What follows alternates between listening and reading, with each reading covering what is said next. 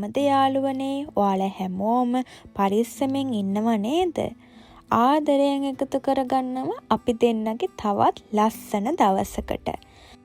ඉතින් ටිකක් දවල් වෙනකන් නිදාගෙන නැගිටලා කිරිබත් හදලා බුදුසාදුටත් පූජා කරලා අපි දෙන්නත් කාලා අපි දෙන්න පොඩි ගමනක් යන්නේ කියලා මේ හදන්නේ.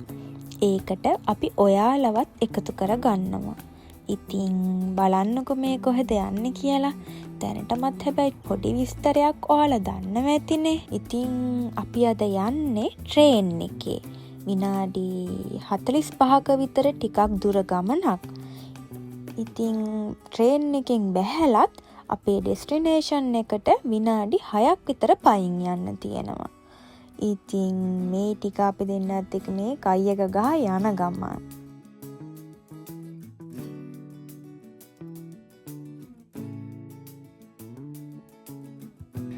ඊට පස්සේ අපි සුයිකා එකත් චාර්ජ් කරගෙන මේ යන ගමන් අපිට තියුනේ B3 එක්සිට් එකෙන් එක්සිට් වෙන්න. බලන්නකො ඉතින් ඒවා අපිට හොයාගන්න ලේසි වෙන්න හැම තැනම මාක් කරලා තියෙන හැටි. අද ඉතින් හොඳට අවුවත් පායලා තියෙන නිසා එළියත් හරිම ලස්සනයි. බලන්නකො ඉතින් ඒ කඩවල් වල විකුණන කෑමවල ලස්සනට ඩිස්ප්ලේ කරලා තියෙන හැටි. එතකොට ඉතින් ගිහිල්ලා කන්නම හිතෙනවා. අපි යන්නේ ඉතින් අද ටිකක් විශේෂ තැනකට නිසා ඉතින් පොඩ්ඩක් ඉවසගෙන හිටියා. මෙන්න මෙතෙන්ට තමයි අපි ආවේ. මේක ඇත්තටම කිව්වොත් බුෆේ එකක්.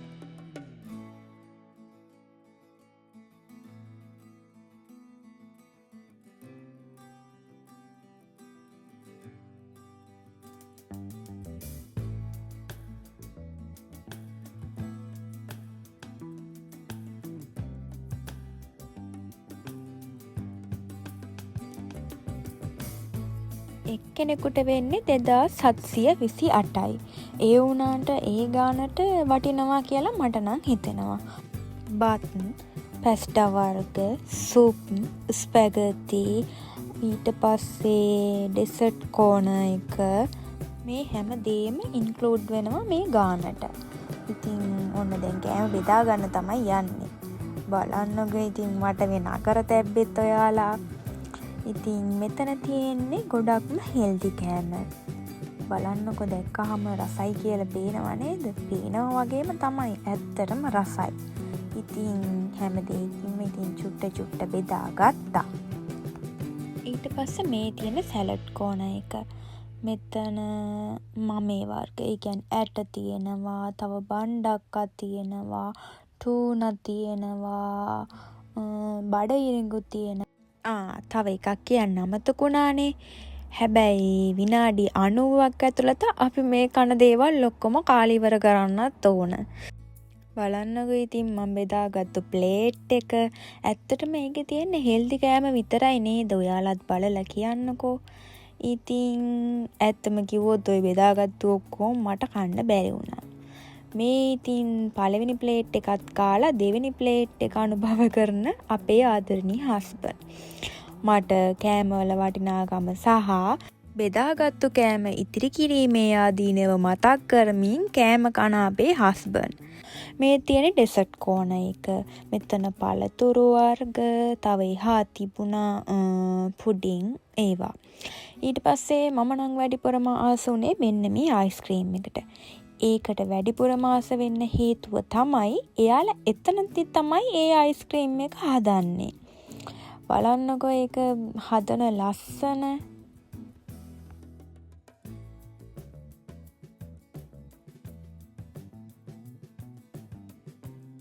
තවත් කන්න බෑ, බඩ පිරීලා දැන් ඇති කිය හිටපු මම ආපහු ඉතින් මේ ඩෙසර්ට් කෝන එකෙනුත් හොඳට ප්ලේට් එක පිරෙන්නම බෙදා ගත්තා. බලන්නකෝ ඉතින් මෙහෙම හදද්දී ඉතින් ඇත්තටම මේක පොඩ්ඩක් හරි රස බලන්න හිතෙනවනේ.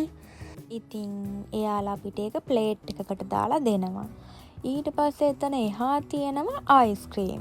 අපිට මෙතන අයිස්ක්‍රීම් වර්ග 6ක් තියුණා. ඉතින් මේකින් කැමති වර්ගයක් දාලා අපිට මේකට අපි කන්න ආස જાතිය දාගෙන කන්න පුළුවන්. ඔතන තියෙන හැම දෙයකම මම හිතන්නේ මම චුට්ට දාගත්තා. මේ තියෙන්නේ චොක්ලට් සිරප්. ඊට පස්සේ තව එතන තියුණා කැරමල් ෆ්ලේවර් එකක්. ඒකෙනුත් දාගත්තා. මට ඉතින් ওই වෙලාවේ හස්බන්ඩ් කෑ ගහනවා. ඕක දැන් අච්චාරුවක් වේවි කියලා. ඒත් නෑ ඉතින් මම දාගත්තා. මේ තියෙන්නේ හස්බන්ඩ්ගේ ප්ලේට් එක.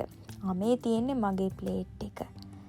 ඊට පස්සේ ඉතින් ඕකත් අපි දෙන්නත් එක කෑවා. බලන්නකො ඉතින් කෑවේ නැත්තත් ලස්සනයිනේ. ගෙවපු ගානට සාධාරණම ඒකේ කෑම බුෆේ එක තියුණා. ඉතින් හස්බන්ඩ් නම් රසයි කීකේ කෑවා. ඇත්තටම රසයි. මට ඉතින් අර බෙදාගත්තු ප්‍රමාණය ඇත්තටම පොඩ්ඩක් වැඩි වුණා. ඒක තමයි මට වෙච්ච පොඩි අවුල. ඊට පස්සේ පොඩ්ඩක් පල්ලෙහාට ඇවිල්ලා අපි දෙන්න මේ ඇවිදින ගමන් දැන් ඉතින් කෝප් වගේ කැලඩි බස්ස ගන්නත් එපැයි. බලන්නකෝ ඉතින් ක්‍රිස්මස් එකට තියෙන ලස්සන කියුට් අයිටම් මේවා දැක්කහම මට මේ කඩේම ගෙදර ගේන්න තරමට හිතුණා. ඒ තරමට මේක වීඩියෝ එකකින් දකින්නට වැඩිය හැබැයි ඇත්තටම ලස්සනයි.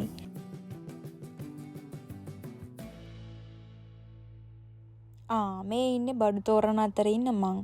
බලන්නකෝ ඉතින් මේ කීටක් ගොඩ ලස්සන අනේ අම්මේ මට ඉතින් අපේ නංගිලා දෙන්නව තමයි මතක් වුනේ. ඊට පස්සේ ඉතින් මම මෙතන එකම තැන කරකැවි ඉද්දි හස්බන්ඩ්ට තේරුණා ඉතින් මම මේකට ආසාවෙ ඉන්නේ කියලා. ඉතින් ඔයා කැමති එකක් ගන්න මං අරන් දෙන්නම් කිව්වට පස්සේ එකට දෙකක්ම අරන් දුන්නා. බලන්න ඉතින් ඔයාලටත් ඉන්නේ මේ වගේ ආස කරන දේවල් අපි කියන්නත් කලින් අපිට අරන් දෙන හස්බන්ඩ් කෙනෙක්ද කියලා. මේක බලන්නකෝ. හස්බන්ඩ් ඉතින් මේ වගේ වාහනයක් පාරේ යනවා දැක්කොත් අනිවාර්යෙන් වීඩියෝ එකක් ගන්නම තමයි. ජපානයේ ස්කයි 3 එක. මේක රැට මාරම ලස්සනයි. අපි අද මේකටත් යනවා. ඉතින් වීඩියෝ එක දිග වැඩි නිසා අපි part 2 එකෙන් හම්බ වෙමු. එහෙනම් බයි පරිස්සමෙන් ඉන්න.